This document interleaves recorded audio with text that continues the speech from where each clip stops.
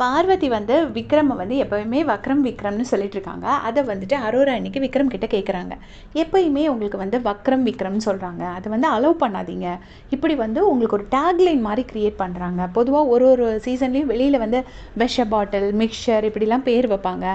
அந்த பேரை இவங்க நம்ம வீட்டுக்குள்ளே இருந்தே வைக்கிறாங்க. ஸோ அதை ஒரு காலம் அலோவ் பண்ணாதீங்க. நீங்கள் ஒரு ஸ்டாண்ட் எடுக்கணும். இப்போ கனியக்காவை ராஜமாதான்னு சொல்லும்போது அவங்க என்னை ராஜமாதான்னு கூப்பிடக்கூடாதுன்னு அவ்வளோ ஸ்ட்ராங்காக சொன்னாங்கல்ல, அந்த மாதிரி நீங்களும் பேசணும். இப்படி நீங்கள் அலோவ் பண்ணிங்கன்னா அவங்க அப்படி கூப்பிட்டுக்கிட்டே இருப்பாங்க. எப்படி வக்ரம்ங்கிற வேர்டை போய் நீங்கள் அலோவ் பண்ணுறீங்கன்னு எனக்கு சத்தியமாக தெரியல அப்படின்னு சொல்லிட்டு அரோரா சொல்கிறாங்க. அப்போ உடனே அவர் சொன்னார், எனக்கு பிடிக்கல, தப்புன்னு எனக்கு தெரியும், வக்ரம்ங்கிறது ரொம்ப ரொம்ப தப்பு, மற்றபடி வந்து அவங்க எல்லாம் சொல்லலாம், நான் சொன்ன போடிங்கிற ஒரு வார்த்தை தப்பா அப்படின்னோடனே அவங்க சொல்கிறாங்க, இது வந்து மக்கள்கிட்ட ரெஜிஸ்டர் பண்ணுறாங்க உங்களை பற்றி, இனி மக்களும் உங்களுக்கு வக்ரம் விக்ரம்ங்கிற பேர் வச்சுருவாங்க. ஸோ அதை ஒரு காலம் அலோவ் பண்ணாதீங்கன்னு திரும்பவும் அரோரா சொல்கிறாங்க. அப்போ வந்துட்டு விக்ரம் சொல்கிறாரு, நான் வந்து மக்கள் மேலே ரொம்ப நம்பிக்கை வச்சுருக்கேன். ஏன்னா மக்களுக்கு தெரியும் எது கரெக்டு எது தப்புன்னு. ஸோ கண்டிப்பாக இதெல்லாம் அவங்க எடுத்துக்க மாட்டாங்கங்கிற ஒரு நம்பிக்கையில் தான் நான் அலோவ் பண்ணிகிட்ருக்கேன் அப்படின்னு சொல்லிட்டு விக்ரம் சொல்கிறாரு. அதுக்கு அரோரா என்ன சொல்கிறாங்கன்னா, அதாவது இது வந்து மாடலாக சொல்கிறாங்க, இது டேரெக்டாக சொல்லலை. அப்படி எப்பயுமே நீங்கள் நம்ப முடியாது. ஒருவேளை மக்கள் வந்து இதை வக்ரம் விக்ரமை அக்செப்ட் பண்ணாலும் பண்ணிடுவாங்கங்கிறத சட்டிலாக விக்ரம் கிட்ட சொல்கிறாங்க. அப்புறம் என்ன சொல்கிறாங்கன்னா, என்ன கூட ஒரு வாட்டி குள்ளி, விஷ பாட்டில் அப்படிங்கிற மாதிரி சொன்னாங்க. ஆனால் அது சண்டையாக சொல்லலை. ஸோ நான் வந்து உடனே அதை பக்குவமாக போய் சொல்லிட்டேன். என்னோடய ஸ்டைலில் சாஃப்டாக சொல்லிட்டேன், இனிமேல் இப்படி சொல்லாதீங்கன்னு சொல்லிட்டேன்.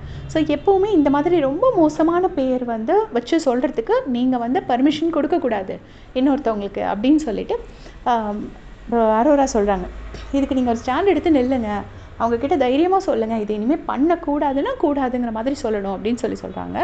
சொன்னோடனே விக்ரம சொல்கிறாரு, நானுமே என்ன பண்ணணும்னு தெரியல, வீக்கெண்டில் தான் சொல்லணும், சொல்லி பார்த்தாச்சு, அவங்க கேட்குற மாதிரி இல்லை அப்படிங்கிறாங்க. அந்த டைமில் பார்வதி வந்து ட்ரெஸ்ஸிங் ரூம்குள்ளே வராங்க. உடனே பார்வதி, நீங்கள் வந்து வக்ரம் விக்ரம்னு சொல்கிறீங்க, நீங்கள் அது ஏதோ ஈஸியாக ரைமிங்காக இருக்குங்கிற மாதிரி சொல்கிறீங்க, பட் அதோட அர்த்தம் ரொம்ப மோசமாக வருது, அப்படி சொல்லாதீங்க அப்படின்னு சொல்லிட்டு விக்ரம் சொல்கிறாரு. சொன்னோடனே பார்வதி சொல்கிறாங்க, ரைமிங்காக இருக்குதுன்னு மட்டும் நான் சொல்லலை, அது எனக்கு மனசில் தோணுது, வக்ரம் தான், அதனால தான் நான் வக்ரம்னு சொல்கிறேன் அப்படின்னு சொல்கிறாங்க. உடனே விக்ரம் சொல்கிறாரு, வக்ரம்னா என்ன அர்த்தம்னு தெரியுமா, ரொம்ப மோசமான பார்வையோடு பார்க்குறவன் தான் வக்ரம், அந்த வக்ர புத்திங்கிறது ரொம்ப ரொம்ப ஹராஸ் பண்ணுற மாதிரிப்பட்டது தான் வக்ர புத்தி, ஸோ அப்படி பேசாதீங்கன்னொடனே, வக்ரம்னா அப்படி கிடையாது, உள்ளே ஒன்று வச்சுட்டு வெளியில் வேறு மாதிரி நடிக்கிறதுக்கு பேர் தான் வக்ரம் அப்படின்னு சொல்லிட்டு பார்வதி சொல்லிட்டு போயிடுறாங்க. ஸோ இதுதான் வந்து இப்போதைக்கு நடந்திருக்கு. இதே மாதிரி அப்டேட்ஸ் தெரிஞ்சுக்கிறதுக்கு சேனல் சப்ஸ்கிரைப் பண்ணிக்கோங்க. தேங்க்ஸ் ஃபார் வாட்சிங்.